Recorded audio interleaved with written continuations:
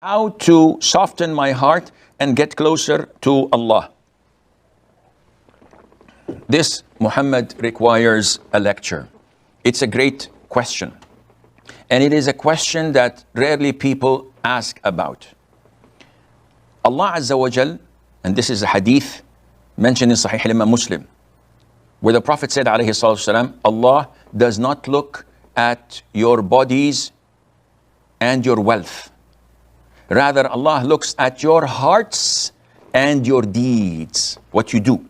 So what Allah looks at, what Allah evaluates at the end of the day is what is in your heart. And this is something no one knows about except Him subhanahu wa ta'ala. Which means that if I were to spend all of my life working out in the gym to build these huge biceps and triceps and have this symmetric body, but fail to take care of my heart, I'm in great loss and probably I'll end up in hell.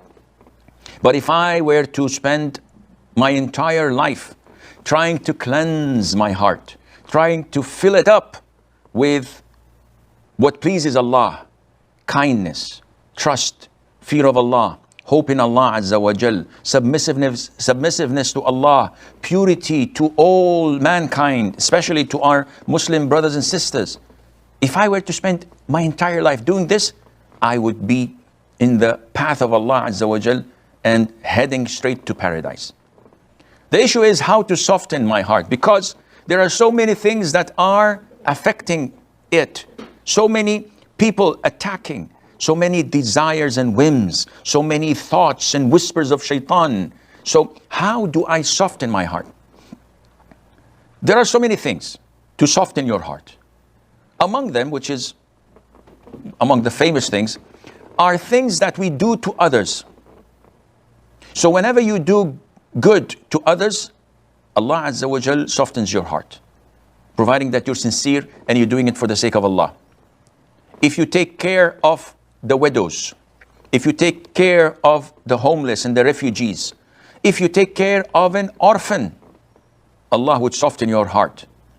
The Prophet said to one of his companions, sallallahu alaihi wasallam, and may Allah be pleased with the companion, do you want to attain what you desire and to get your heart softened? The companion said, yes. The Prophet told him, go to an orphan and pat and wipe over his head. And this is a gesture and a sign of kindness and being merciful. When you see a 5-year-old or a 6-year-old orphan and you do this on their head and you hug them, they feel the love and compassion which they miss from their departed father. That's why he is or she is an orphan. The Prophet said, do this, alayhi salatu wasalam, and you will attain what you're looking for and your heart will be softened. So doing good to others softens your heart. Feeding the poor, the hungry, providing for them softens your heart. Among the most favorite things to do, and this is between you and Allah. See, doing good to others is between you and the people. Now, there are things that are between you and Allah. These would definitely soften your heart, such as doing Hajj and Umrah often. This cleanses you from sins and increases your provision. Wealth-wise, this is a source of income, as the Prophet said, alayhi salatu wasalam. So if you want income, you come for Umrah. Said, okay, Sheikh, it's too expensive. Don't worry about expenses. Allah would provide for you. Allah would give you, because it would increase your provision. Also, Allah mentioned in the Quran that if you were to seek Allah's forgiveness, Allah would have mercy over you. So seeking forgiveness softens your heart, because when Allah has mercy over you, your heart is softened. So the more you ask Allah for forgiveness during the day and night, the more softer your heart will become. And every one of us must ask himself this question. Sit with yourself and ask yourself, how many times do I seek Allah's forgiveness per day and night? Today, how many times did I say, Astaghfirullah wa atubu ilayh? And you will find that maybe I said this 3 or 4 times when I made a mistake. So for example, someone said to me, I thought you said you were not coming. And I said, oh, astaghfirullah, I forgot. So I did not say it because I am actually seeking Allah's forgiveness rather than to apologize. The Prophet says, alayhi salatu wasalam, my heart is covered and I would seek Allah's forgiveness 100 times or more than 100 times. The heart is covered by negligence, by forgetfulness, and in our cases, you and I, by sins. So we have to keep on asking Allah forgiveness so it would become soft again. Not only that, Ibn al-Qayyim, the great scholar of Islam, asked his mentor, his Sheikh, Ibn Taymiyyah, may Allah have mercy on their souls. And he said, oh Sheikh, tell me, which is best, to glorify Allah by saying Subhanallah wa bihamdih, or to seek Allah's forgiveness by saying Astaghfirullah? So Ibn Taymiyyah gave him an example that can be remembered and understood.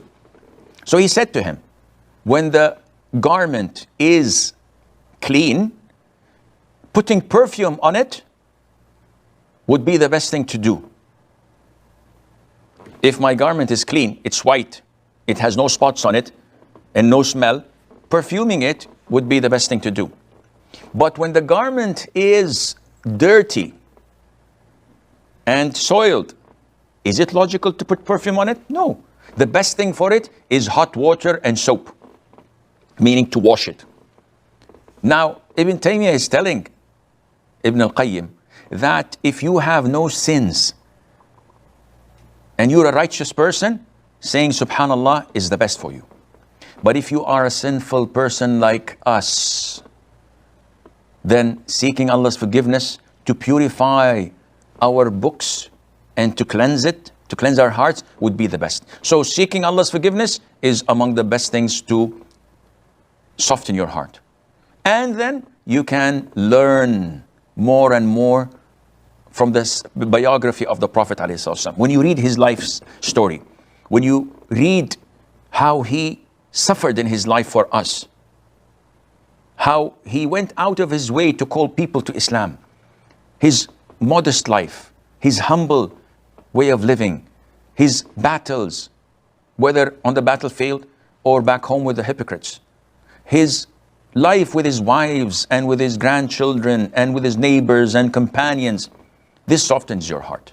If you go in depth in the biography of the companions, this softens your heart. If you go in depth in the biography and the life stories and styles of the great scholars of the Salaf, this definitely softens your hearts. And the more you read the Quran, contemplate on it, read the tafsir, the more you will get closer to Allah and you will find that your heart is being revived. It is passing urine, defecating, passing wind, yani anything that comes out of your private part. It is sleeping. It is eating camel's meat. If you do any of these 5 things, then your wudu is nullified. The others are an issue of dispute. If I touch my wife, no problem.